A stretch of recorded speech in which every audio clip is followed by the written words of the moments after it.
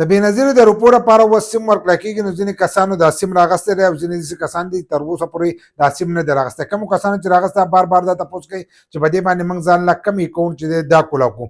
ځینې کسان وایي زموږ په علاقه کې سیګنل چې دی دا کار نه کوي. قسمه قسم تپوسونه ځینې کسان کوي او ځینې وایي په کومه طریقه باندې دا سیم میلاویږي. نو په دې ویډیو کې له مکمل معلومات چې دی دا در کوم. نو دا ویډیو ستاسو دپاره ده. بل دا ویډیو راوالی دا مخکې شیر کوئ چې نورو کسان ته هم ورورسي، ځکه زیاتره داسې غریبانان دي چې هغو ته دا خبره ور نه رسي. نو هغه بار بار تپوس کوي. زه ورته اکثر وایم ویډیو شته په دې باندې مخکې موږ هم ویډیو کړې ده. نو هغو بیا هغه ویډیو چې دی دا نشي معلومولی.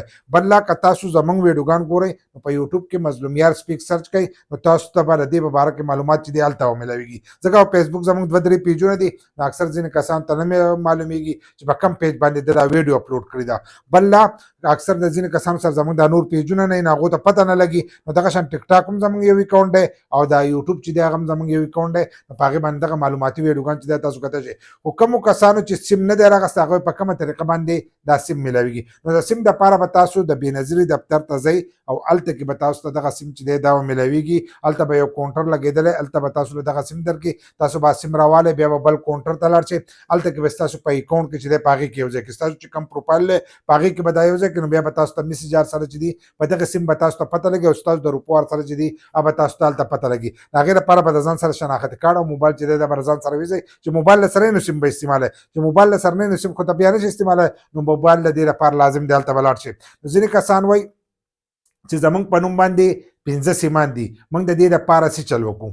15 سیمان دي نو موږ بس چل کوو. د هغې لپاره به تاسو داسې چل کوئ چې په خپل نوم باندې چې ستاسو په نوم باندې کوم سیمان دي په هغې کې به یو سیم چې دی هغه به بندوئ یا یو بل چا له راایستلی هغه به خپل نوم ته ور واړئ. نو ستاسو د نوم نه به دغه سیم چې دی دا به ختم شي. ځکه دا د پی ټي آی قانون دی چې 15 سیمان په یو نوم باندې کېږي. که د انټرنیټ وي نو بیا پې هغه نور کېدی شي، خو که د خبرو دپاره تاسو کوم سیمان اخیستي نو هغه به 15 سیمان کېږي. نو د هغې نه به یو سیم کم کړئ چې هغه یو کم کړو. نو ستاسو سیم چې دی هغه به تاسو ته دغه چې دی دا به میلاو شي. په دې کې ځینې کسان دي چې هغو سیم راغستی دی. نو کومو کسانو چې سیم راغستی پرونی ویډیو کې موږ تاسو ته ومولو تېره شي چې موږ کوم ویډیو اپلوډ کړې ده زموږ په یوټیوب چینل پرته ده. په هغې کې موږ تاسو ته ویلي دي چې تاسو خپل اهلیت چې دی دا وګورئ. لازم خپل اهلیت وګورئ چې تاسو خپل اهلیت وګورئ چې ستاسو سیم شته په نوم باندې که نه کوم چې نه دی راغستی هغه دې سیم وګوري. کوم چې راغستی دی نو هغه دې دا وګوري. که تاسو ته ویلي چې ستاسو سیم چې دی دا جاري شوی دی، چې جاري شوی دی ته لیکلی نو بس بیا ستاسو سیم چې دی دا شوی دی، لکه ستاسو اکاؤنټ ته چې دی ورختلی. ځینې کسانو سیم راغستی دی او اکاؤنټ ته نه دی ورخېجولی.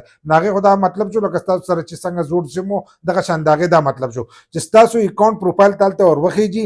نو تاسو ته بیا په دې باندې میسج او هر سره چې دی دا به تاسو ته په دې سیم راځي. نو کوشش وکړئ چې هغه خپل اکاؤنټ ته ور وخېجوئ.